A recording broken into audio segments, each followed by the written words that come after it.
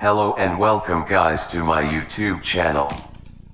There is a simple task for you that you have to create a function of loop without using any kind of loop which are pre-built in Python, such as for loop.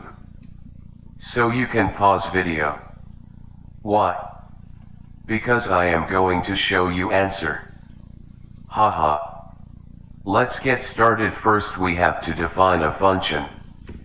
I am going to name it as rec. Once you have done like that, let's further move into it. Let's create a variable name number. Give it some value. Let's give this opportunity to the user so that he could do whatever he wanted to do. Now create another variable counter that will be a starting point of loop. Tada! We have now a user created variable at endpoint and self create variable as start point. So what we have do now? Let's call another function rook2 that will take number and counter as parameter. Don't return it, just call it. Now create another function rook2 that will take number and counter as parameter.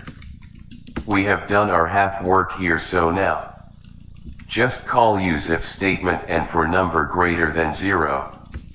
Hope you are great up to here. Now print counter. And don't forget to recall the function with counter +1 and number -1. Boom.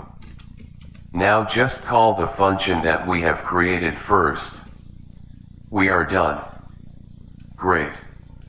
Just call the program command prompt.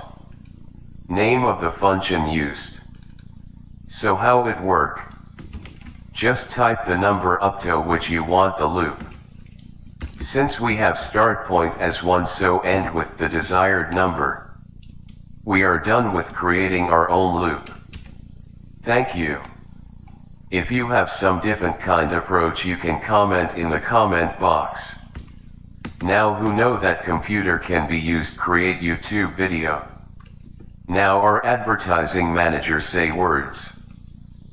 Don't forget to hit the like button and subscribe to my YouTube channel. Thank for watching.